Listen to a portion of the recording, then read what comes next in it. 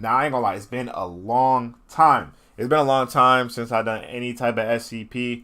You know, and it's only right I started out with my guy, you know what I'm saying, my man's, the rubber, you know what I mean? This is what one of the things that really got me into SCPs was the rubber. You know, shout out the rubber, big 1.56 mil. You know, let me know what SCPs I need to check down below in the comments, what's been popping, what I missed. But we got the rubber, SCP-5733, knife, scream, cut to black. And yeah, so we finna check this video out. And yeah, I'm excited to get back into SCPs, man. Let's get on. We have 100 in our playlist for IsiahCozy. Let's get 100 more, man. Let's go. She wanna know where I be. She wanna know, yeah. Walking that bitch, designer all over my sleeve. Walking with slime, yeah. That nigga mad, cause she wanna leave with me. Shorty, she mine, yeah. I let her brag. I be fucking this bitch. She out her mind, yeah. Oh, dang. I let the intro go on too. My fault. Alright. So, let's get right into the video. Is advised. Heather was feeling uneasy. It was supposed to be a lively party, but her friends have been What type of techno disco track music y'all got playing right now? I need some Future. disappearing one by one as the party went on. None of them had any idea where the others had gone to. As she walked back into the living room, all her friends were now Heather kind of bad. present, except that they were all dead. Their throats slashed, bodies bleeding heavily. A man in black overalls with his face covered. What is that by daylight? Like, what the? You got a butcher knife and a mask on? Covered in dirty burlap sack suddenly appeared at the other side of the room. Heather wanted to scream, but she knew that if she did, I ain't gonna lie, the disco music is killing my vibe, bro. He's still playing that fat ass disco music, bro. she would end up like her friends. Hello everybody, I'm the Rubber. Hey, Rubber. Today, we bring you a SCP Foundation Oh, it's safe? class object, SCP-5733. SCP-5733, also known as Knife, Scream, Cut to Black, is a VHS tape containing a recording of the horror movie Return of the Suburb Slasher. Oh, so it's not even real. Which, What, you get according sucked to the in? case, produced by Crystal Elms Productions in 1983. The plot follows Is that a real movie? by Crystal. Wait, what's the movie called again? We finna check it out. It's called Return of the Suburb Slasher. Return of the Suburb Slasher. It's a real movie. It's such a random movie, and it looks scary too. It looks scary. It looks scary. It looks terrifying. I'm gonna lie. I'm not. No. Slasher, which, according to the case, produced by Crystal Elms Productions in 1983. The plot follows protagonist Heather Campbell preparing to host a party at her family's residence whilst her parents are away. During the party, a suburb slasher, henceforth SCP-5733-1, appears in the area and proceeds to stalk and murder all 5 of her friends whom Heather has thought it was a invited party. over, and a police officer who was on his routine patrol. 5733-1 wears a black burlap sack over his face. So it was only 5 people, and y'all boosting it like a party like those, bro? It was not no party. It was a little get together, gather around the campfire. It was not no party. And a black I was overalls. about to say, there's no way he kills doesn't everybody. speak at any point of the movie's duration.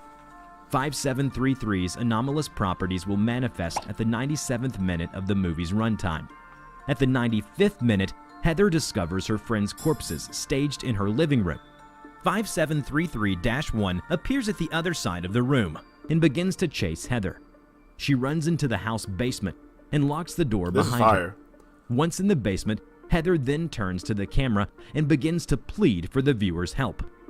Following this, viewer of 5733 can directly talk to Heather, henceforth designated as SCP-5733-2, and advises her on how to escape from 5733-1.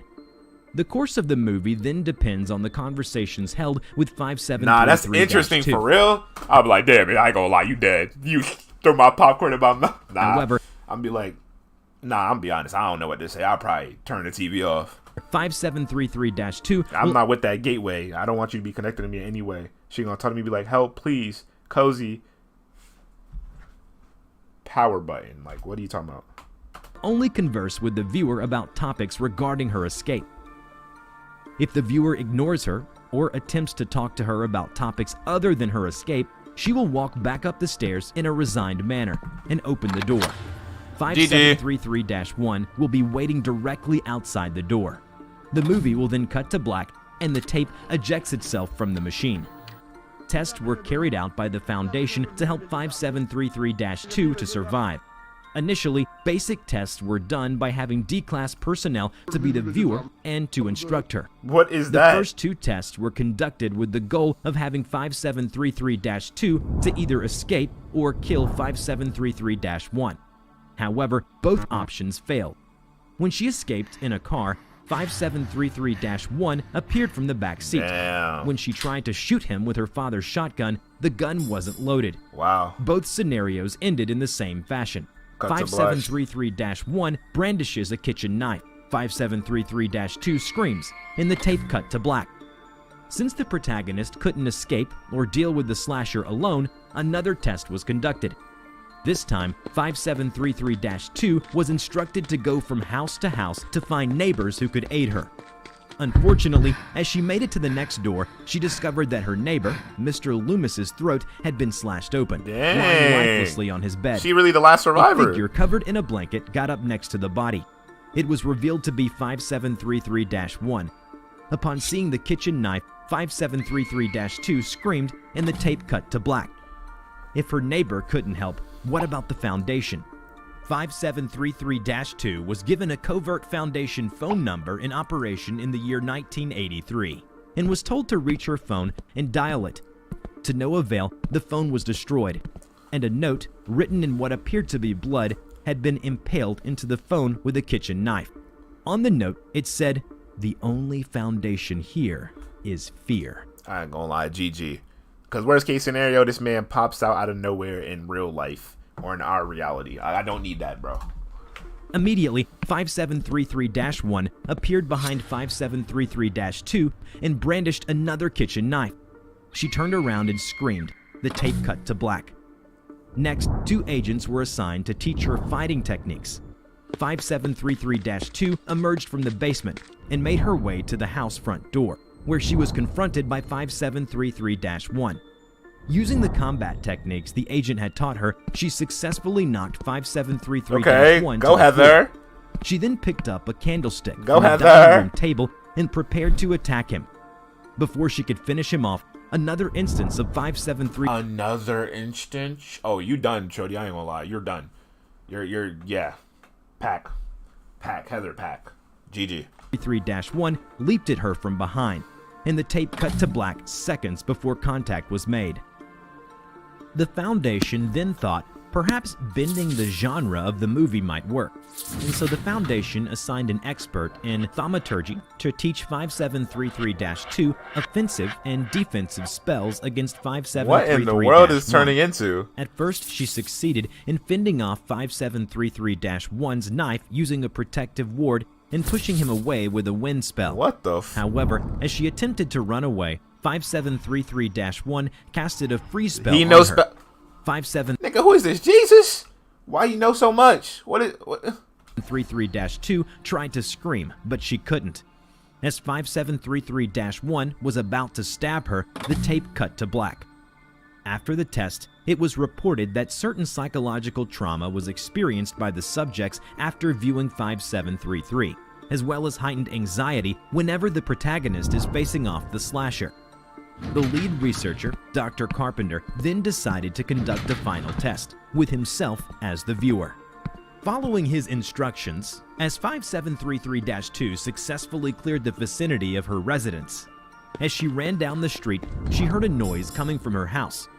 She turned around and saw 5733-1 had busted out of the door of her house. He doing all this hand in pocket. He's having a jolly fun time. Good show. He's having fun. But he only stood there.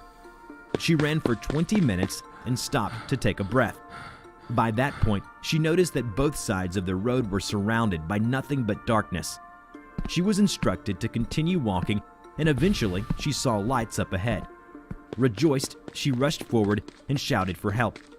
When she arrived, her heart sank as her steps slowed down. She recognized that place. It was the same area She in a where paradox? she lives. Or purgatory, 5733-1 was still at her door. He walked towards her. As 5733-1 Oh, nah, that's brandished his crazy. knife, Animation Dr. fire. Carpenter immediately yelled at her to attack his face. which she did so after dodging his slash, ripping the burlap sack covering 5733-1's face. Dr. Carpenter then instructed her to stab 5733-1's legs. Oh yeah, he fired with which the crippled instructions. his movement. As Dr. Carpenter gave his next instruction, he suddenly felt anxious and had a feeling that 5733-1 would dodge the next action. Dr. Carpenter said, "Heather, kill him." 5733-2 rushed forward with both hands gripping the shears in an attempt to push it against 5733-1's heart. Dr. Carpenter didn't instruct her on how to kill 5733-1, as he had simply told her to kill him. Yet, she had done exactly what Dr. Carpenter had in mind, and 5733-1 managed to dodge her attack just as well. 5733-1 grabbed the shears from her and pushed her to the ground. Dr. Carpenter realized what those reports of anxiety were about. 5733 will read their minds and use the information against their desired outcome. Wow, that's why he As always the knows where they camera are tilted up from the and ground where to go. to 5733-1's face, Dr. Carpenter approaches the television screen, staring at 5733-1. With the sack damaged, his face can be seen, staring straight at the camera. Who is them? 5733-1 looks exactly the same to Dr. Carpenter. Shocked, Dr. Carpenter slowly Is that moved supposed away to be from him? the screen, and the camera zoomed out as if mimicking his okay. movement. 5733-1 moved towards 5733-2 with the shears held above him. She screamed, and before the shears made contact, the tape cut to black. Remember to check out my new animation channel. Nah, that's crazy. I ain't gonna lie.